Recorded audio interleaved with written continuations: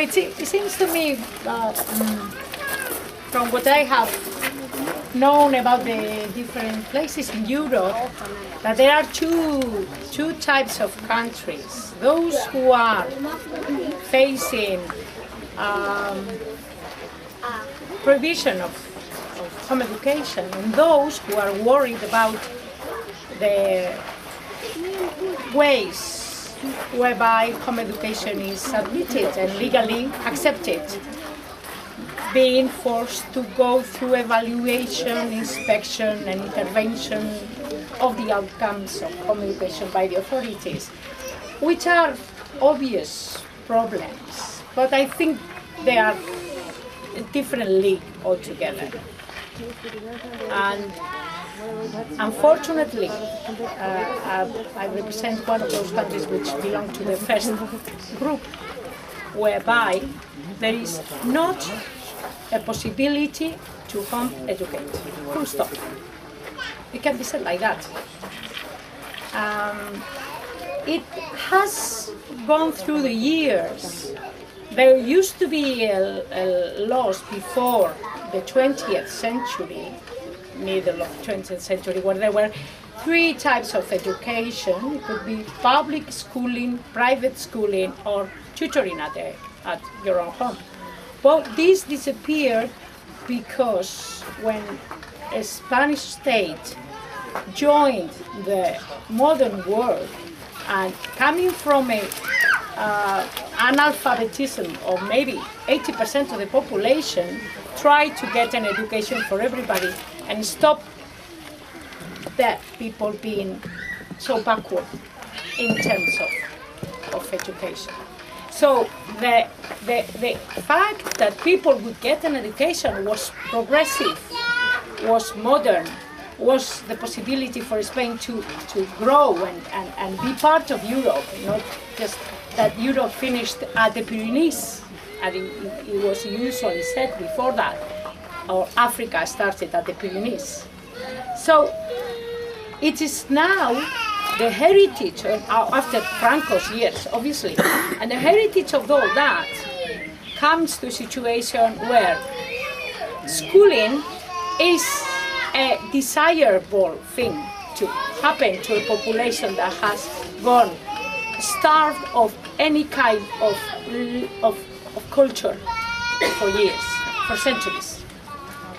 That is very difficult to change. It takes generations. You can't say to people school is bad, because their parents were homeschoolers because they couldn't go to school. My father didn't go to school because he was born in a farm with no electricity, no roads, no water, and 13 children born at home like that, among animals. And he couldn't go to school. He was a homeschooler. Hooray!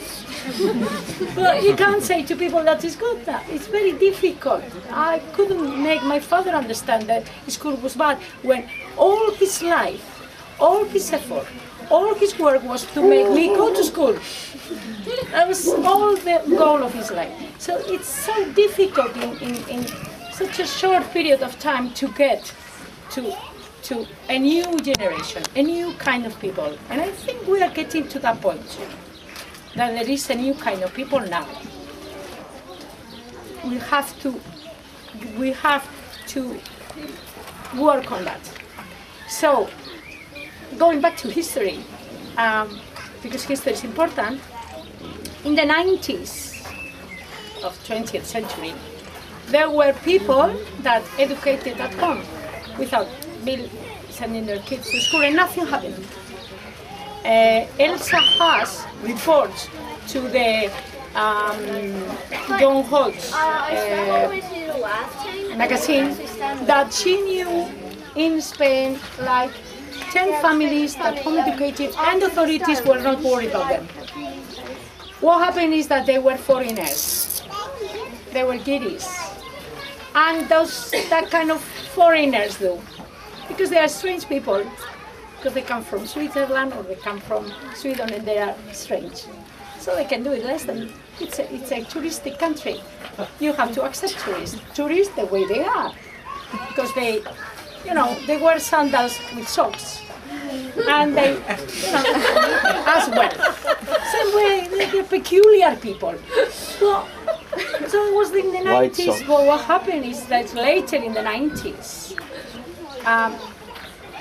Aboriginal people started communicating. And not only people that live, like neo-rural people that live outside the country, but people that live in the cities, among us, that knew them, that they have fathers and grandmothers and sisters and nephews around them.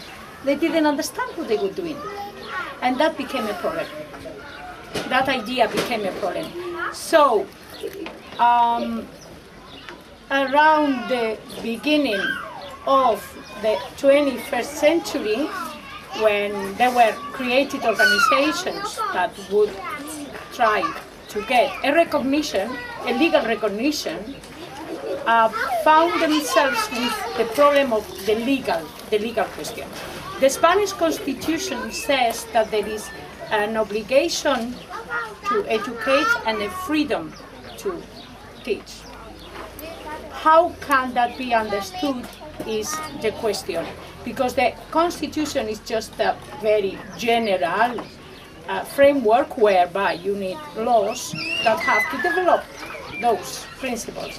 And the development of the principle of the obligation to educate comes in an education law of the 1990s for the first time that says education is compulsory. Education consists of this obligation, or this education consists of 10 years of schooling, from 6 to 16. So the link between education and schooling has been made within the same article in the law. So now, wherever you go and say that you have a right to home educate because of the Constitution gives you the right, they tell you, but education, you can do that before 6 and after 16. But in between 6 and 16, education consists of schooling. It wasn't, even though it was like that in the law, they said, well, but it doesn't really refer to home education. It's referring to people that are not doing the effort to give an education to the children. It refers to gypsies. It refers to people that have no an income, that don't have a ways of living. It doesn't refer to your common folk. So, some people said, we should get a sentence given by the highest court saying that it refers to that, whereas home education is linked with the Constitution, not with this educational law. So three families lived with France.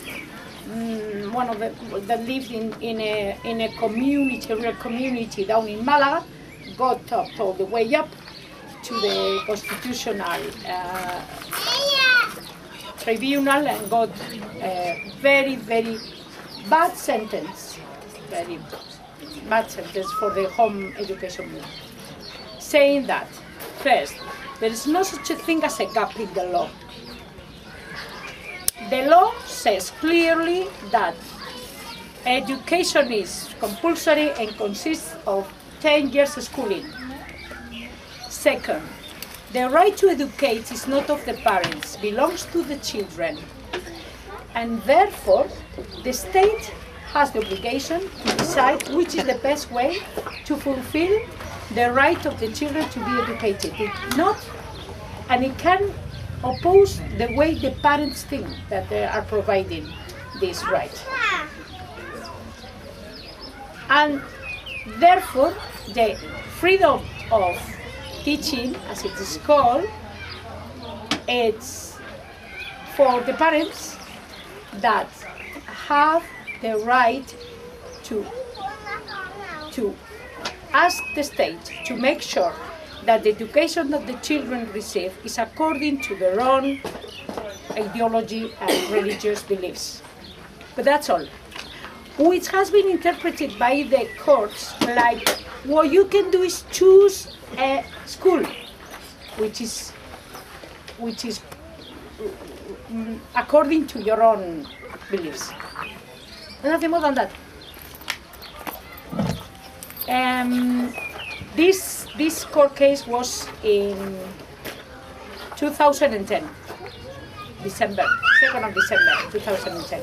Ever since, there is a continuous flow of families taken to court. A continuous flow of court orders, school orders being given by court. And also, and I'm going to finish with this, before this court ruling in 2010, families were taken to the criminal judges, and they had to decide whether the parents were in crime of abandoning their children by not giving them the education, which is one of the duties of parental obligation. But now they're taken to civil courts, and the civil courts, what they do is this child being schooled, yes or no? If you prove that it's a school, fair enough. If not, court order. They don't want to know whether you are a good parent or not, whether you do these activities or the other activities. You have three teachers at home for English, French and Germany, and they go to an art academy. No, not interested. Is in school system or not? This is the only thing that we want to know about. And if not, they have to. And then the second thing, there is this Kronar and other the umbrella schools that could be valid for proving that the children are at school, and none of them is proved by the Spanish authorities. So it doesn't count as school. It doesn't count as schooling. Schooling means a homologated, approved school by the government, which can provide a title or an outcome certificate at the end of the period of 16 years, more or less.